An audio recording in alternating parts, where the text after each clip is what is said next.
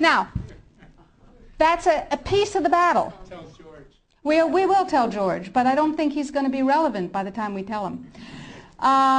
So that's a piece of it, but that's not going to save our lives right now, because do you know, picture in your mind a wasp or a bee trap where the insect voluntarily goes down the funnel and then can't get up out of the trap again? That's Codex. A regular law can be overturned, it can be repealed, it can be corrected by another piece of legislation.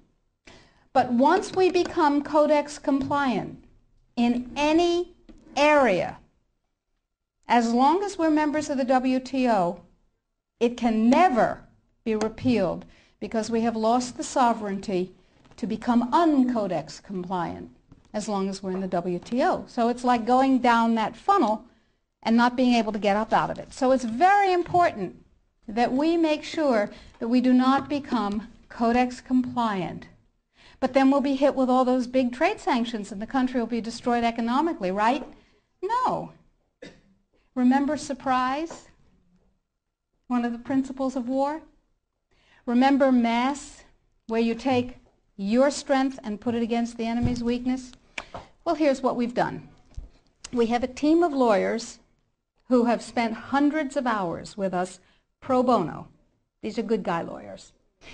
These two gentlemen and we have spent hundreds of hours studying Codex, understanding its weaknesses, a lot of weaknesses, and constructing a strategy which will take the sucker down. It will take it down.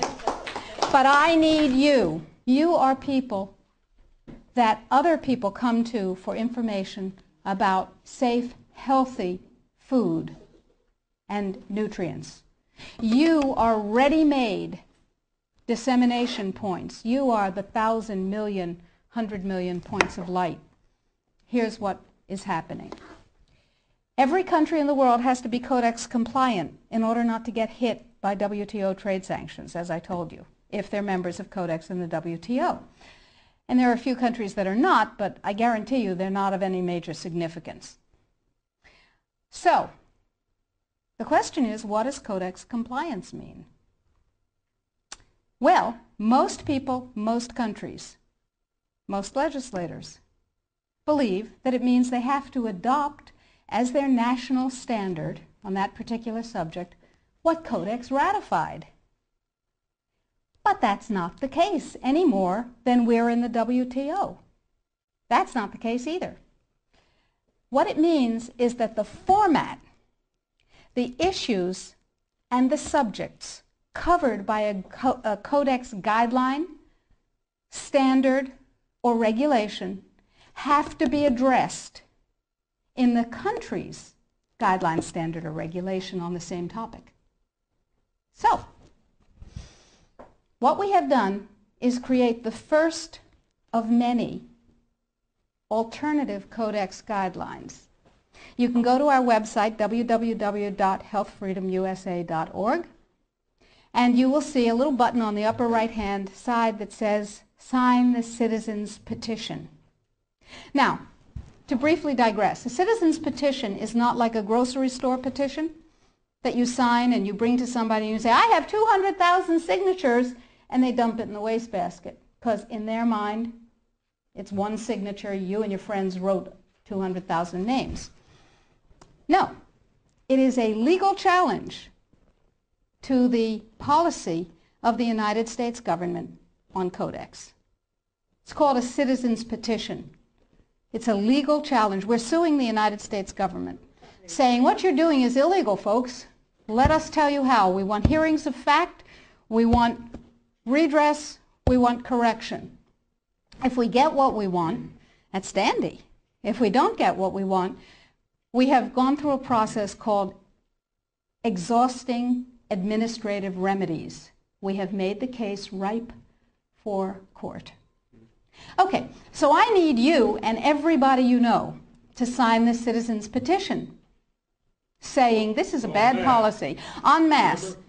And you do this on the web, and you'll see the instructions, and we present the thousands and thousands and thousands of actual physical pages that we print out with people's signatures to the U.S. Codex office and to the FDA, and they don't like that at all.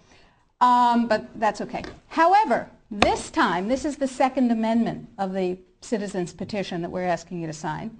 This time, the revised vitamin and mineral guideline is part of it. It's part of the lawsuit saying this needs to be U.S. policy.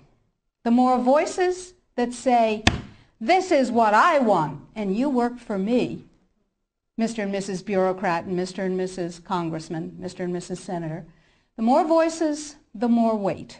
So step number one is read and sign the Citizens Petition. Step number two is disseminate the information, the web link. Tell everybody you know. Put it out in your office. Get your patients, your friends, your neighbors, your suppliers to sign the Citizens Petition. And your suppliers, the companies that you use, are going to tell you that you're out of your minds. They will tell you that Codex is not a problem. And they will tell you, anybody here have a dog? Okay. Dog owners know that you ask a dog to heel, sit, down, stay. That's Codex in this country and worldwide.